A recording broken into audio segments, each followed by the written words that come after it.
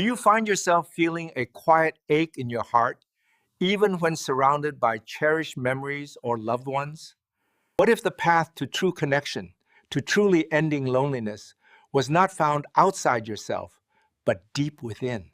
My dear friends, in the quiet twilight of our lives, as the world around us often seems to speed up while our own pace slows, many of us begin to notice a particular kind of stillness settling in.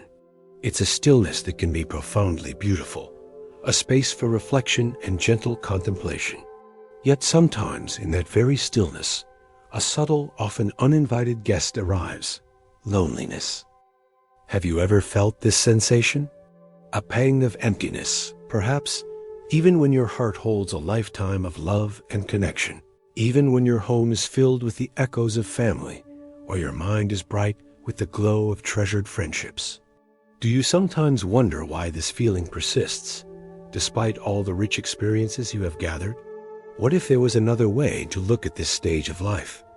A perspective that could transform that quiet ache into a profound sense of peace and belonging? I have spent many years listening to hearts, observing the currents of human experience, and sharing the ancient wisdom of the Buddha. And I have come to understand that this feeling of loneliness, especially in our later years, is a common thread that weaves through many lives. It's not a failing, my dear ones, but a natural human experience, often born from transitions, the retirement from a long career, the departure of children seeking their own paths, the irreplaceable loss of a beloved partner or dear friends, or perhaps even the diminishing ability to engage with the world as we once did. These changes can leave us feeling a bit adrift, as if the familiar anchors of our identity have shifted and a new, less defined self emerges. You see, for so much of our lives, we define ourselves by what we do, by our roles, by our relationships. I am a mother. I am an engineer. I am a loving spouse. And when these roles change, when those we have loved depart, or when our physical bodies no longer allow us to pursue the activities that once brought us joy and a sense of belonging, it's natural to feel a sense of loss. But beneath that loss, a deeper question often stirs. Who am I now, if not defined by these things? And in that questioning, a sense of separation can arise, a feeling of being an isolated island in a vast ocean. I remember a story from my own village of an old woman named Anya. For decades, Anya had been the bustling heart of her family. Her home was always filled with laughter, the smell of fresh bread, and the comings and goings of children and grandchildren. Her purpose, she believed, was to care for them, to nurture, to guide. Then, one by one, her children moved to distant cities. Her husband passed away peacefully in his sleep, and the laughter in her home grew quiet. Anya found herself sitting alone in her kitchen, the silence deafening, the space feeling vast and empty. She felt a profound loneliness, a sense that her purpose had vanished, and with it, a piece of herself. "I am nothing now," she would often whisper to the empty chairs. Have you ever felt a similar kind of quiet despair? A sense that your worth or your identity has diminished with the changing seasons of life? What Anya, and perhaps many of us, experience is the illusion of separateness. We hold on to the idea of a fixed, unchanging self that is distinct from everything else. This self is born. It grows, it succeeds, it fails, it loses, and then, in its later years, it might feel isolated. But the profound truth that the Buddha illuminated, a truth that has brought solace to countless generations, is that this separate, isolated self is not truly what we are. It is an intricate, often convincing, illusion. Let me tell you about a core Buddhist teaching, not as a dry philosophy, but as a living stream of wisdom that can nourish your heart. It speaks of something called interdependent origination, or dependent co-arising. Now, don't let the word sound too complex. Imagine a vast, intricate tapestry.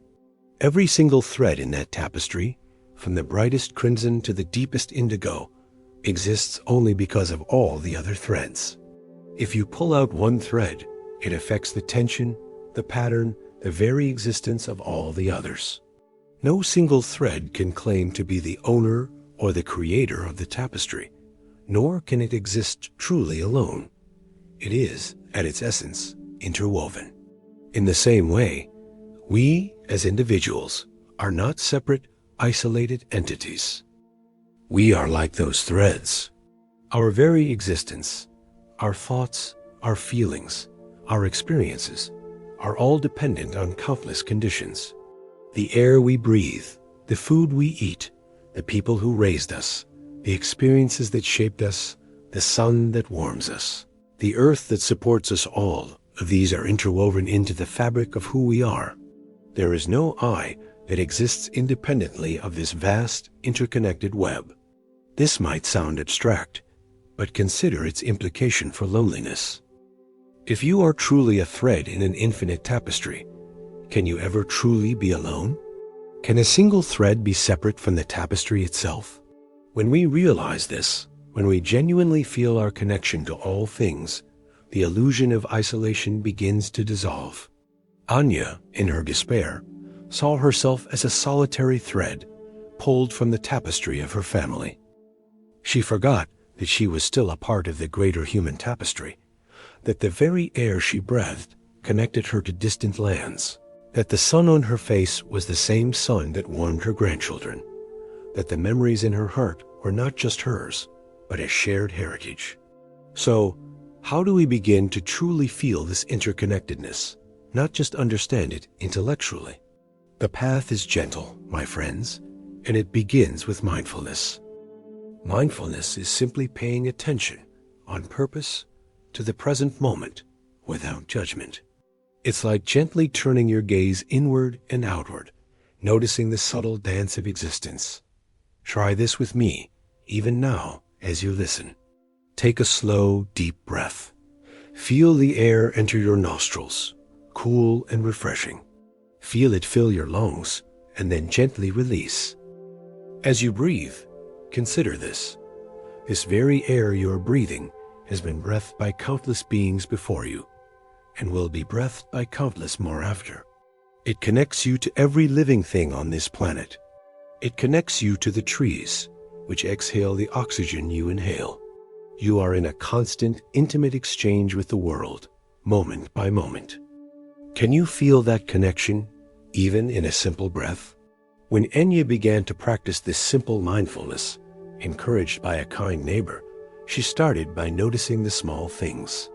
The warmth of her teacup in her hands, the intricate pattern of veins on a leaf outside her window, the melody of a bird's song.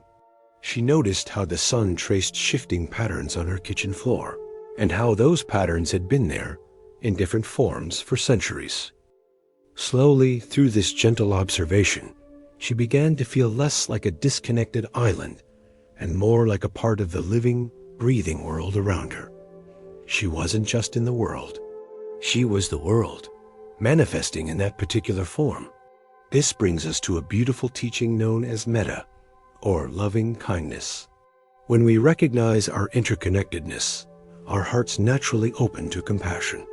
If we are all threads in the same tapestry, then to harm another thread is to harm ourselves. To bring kindness to another is to bring kindness to ourselves. The practice of metta begins with ourselves. Many of us, especially as we age, can be surprisingly harsh with ourselves. We might regret past choices, lament lost opportunities, or criticize our current limitations. But if we are interconnected, then to be unkind to ourselves is to be unkind to the very tapestry of life. So we begin by sending loving kindness to ourselves. May I be free from suffering. May I be filled with peace. May I be happy. Whisper these words to your own heart, my friends. It is not selfish. It is the foundation of true connection. Then we extend this metta outward, to those we love, to those we feel neutral about, and even, eventually, to those with whom we have difficulty. And finally, to all beings everywhere. May all beings be free from suffering. May all beings be filled with peace. May all beings be happy. Consider a man I met once named Arthur. Arthur had spent his entire life in the competitive world of business. He had achieved great success, but also made a few enemies along the way. In his retirement, he found himself utterly alone. His wife had passed, his children were busy with their own lives, and he had pushed many people away with his demanding nature. He felt a profound, aching loneliness. He tried to fill it with hobbies, with travel, but the emptiness remained. When I spoke with him, he confessed, "Monk, I feel like I'm sitting on a mountain, all alone, looking down at a world I no longer belong to." I suggested he try the metta practice, starting with himself. He scoffed at first. Love myself? I've spent a lifetime judging myself. But he was desperate. Slowly, tentatively, he began to practice. He would sit and repeat, "May I be free from suffering. May I be filled with peace." And then he would look at old photographs, not with judgment, but with a gentle curiosity, sending metta to his younger self, with all his struggles and ambitions. As his heart softened towards himself, something remarkable happened. He began to look at others differently. He started seeing the struggles in the eyes of the young cashier at the grocery store, the weariness in the posture of the mail carrier. He began to extend his metta to them silently. Soon, he found himself smiling more, engaging in small conversations, genuinely asking, "How are you?" And to his surprise, he found people responding, sharing small pieces of their lives. He wasn't trying to get connection. He was giving kindness, and connection blossomed around him, naturally, like wildflowers after rain. Arthur discovered that by opening his own heart, he found he was never truly alone on that mountain. He was part of the vast landscape. This brings us to another beautiful facet of this truth: gratitude. When we perceive ourselves as separate, we often focus on what we lack. We might feel lonely because we don't have enough social interaction, or enough purpose, or enough of the past. But when we recognize our profound interconnectedness, we begin to see the immense wealth that is already flowing to us, through us, and around us.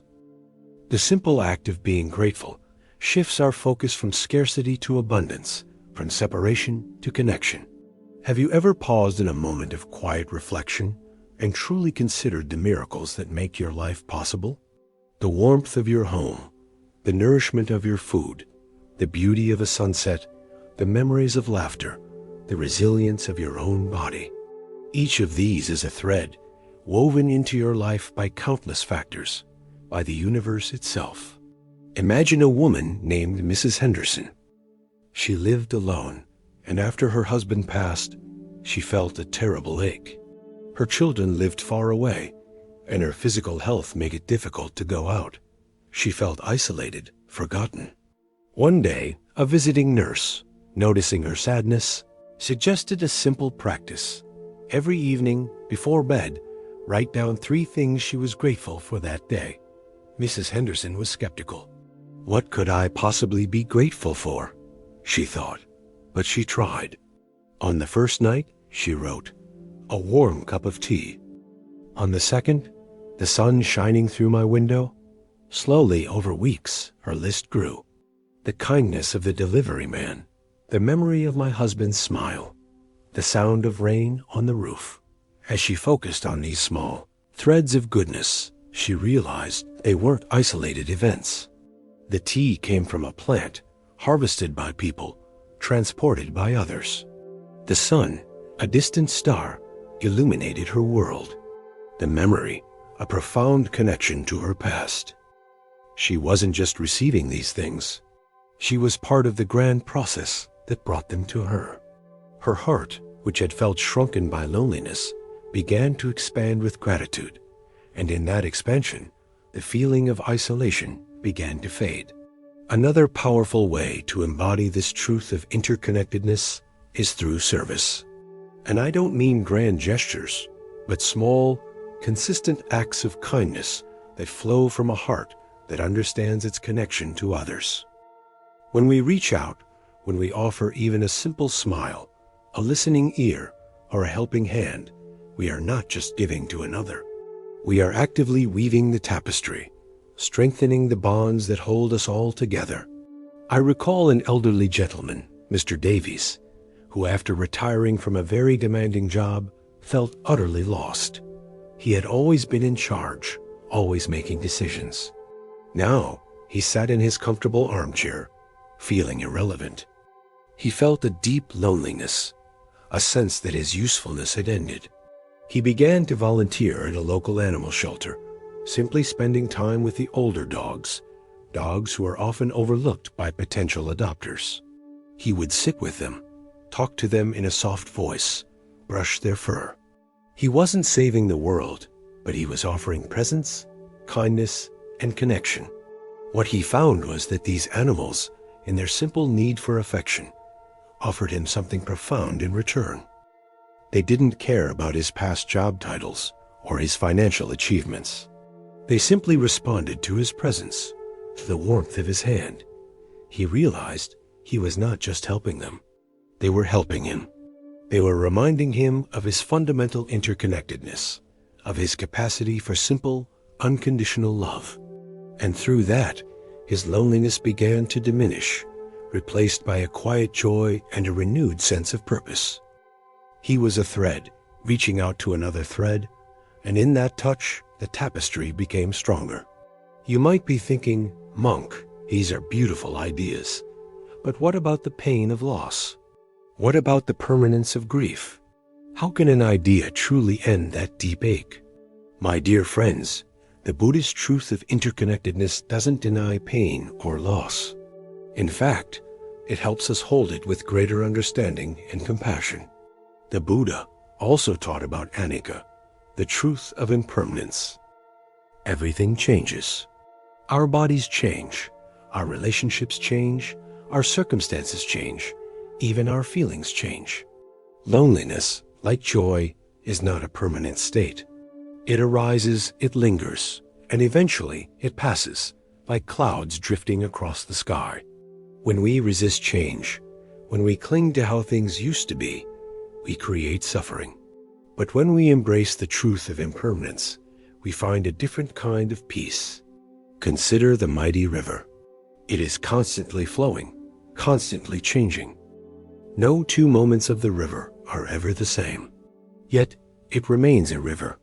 The water that passes by is gone, yet the river continues. Our lives are like that river. The people we love, the experiences we cherish, they flow through our lives. We can't hold on to the water that has already passed, but we can appreciate its beauty as it flows and trust that the river continues, always adapting, always moving.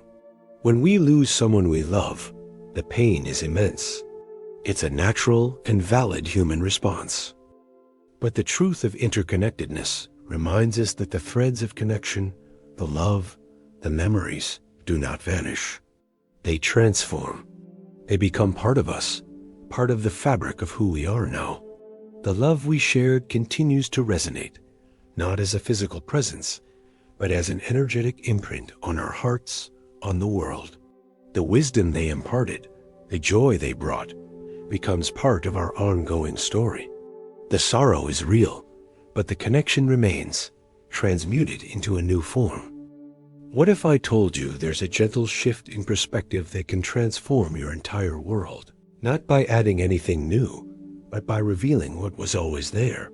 This truth is not about becoming someone different, but about remembering who you truly are, a magnificent, irreplaceable part of a vast, living universe. Let me share a final parable. A young monk once came to the Buddha, lamenting, "Master, I feel so alone in this monastery. My family is far away. My old friends are gone. I feel utterly separate from everyone." The Buddha listened patiently, then led the monk to a large ancient tree, its roots deeply embedded in the earth, its branches reaching towards the sky. "Look at this tree," the Buddha said. "Do you see its leaves? Each one seems distinct, separate, doesn't it?" The monk nodded. "Yes, master." "But The Buddha continued, is a leaf truly separate from the branch? Is the branch separate from the trunk? Is the trunk separate from the roots? And are the roots separate from the earth, from the water, from the sun that nourishes it? No, each part is interdependent. The leaf, in its very being, contains the essence of the entire tree, and indeed, the entire forest, the entire earth. You, my dear monk, the Buddha concluded, are like this leaf. You perceive yourself as separate, yet in your very being, you contain the essence of all humanity, all life. Your breath is the breath of the world. Your heart beats with the rhythm of existence. The sun that warms you warms everyone. The earth that supports you supports everything. When you realize this, how can you ever truly be alone? This is the profound Buddhist truth, my friends. It can end loneliness after 60, and indeed, at any age. The truth of our boundless interconnectedness. It is not an abstract concept to be memorized, but a lived experience to be discovered moment by moment. It means recognizing that the feeling of a separate I is a useful convention for navigating the world, but it is not the ultimate reality. The ultimate reality is that you are an integral, invaluable, and inseparable part of everything. So how do you cultivate this realization in your daily life? First, pause and breathe. Take conscious breaths throughout your day. Feel your connection to the air, to life. Second, practice gentle awareness. Notice the small details of your environment, the texture of your clothes, the taste of your food, the sounds around you. See how these things connect you to the wider world. Third, cultivate metta. Begin with yourself. May I be peaceful. May I be free from suffering. Then extend it to others. Even if you cannot physically reach out, you can send kindness from your heart. Fourth, practice gratitude. Each day, find small things to be grateful for. Acknowledge the vast web of conditions that make those things possible. Fifth, offer small acts of service. A kind word, a genuine smile, a listening ear. These are powerful acts of connection. My dear friends, the journey to truly ending loneliness is not about finding more people to fill an empty space, but about rediscovering the boundless connection that already exists within you and all around you. It's about remembering that you are never truly alone, because you are life itself, manifesting in this unique, precious form. The quiet dignity of this stage of life offers a beautiful opportunity to turn inward, to shed the illusions of separateness, and to embrace the profound truth of your belonging.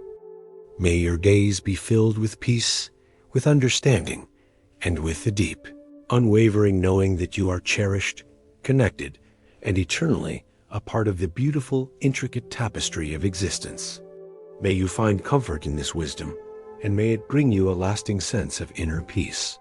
Remember, the universe breathes through you, loves through you, and lives through you. You are never, ever alone.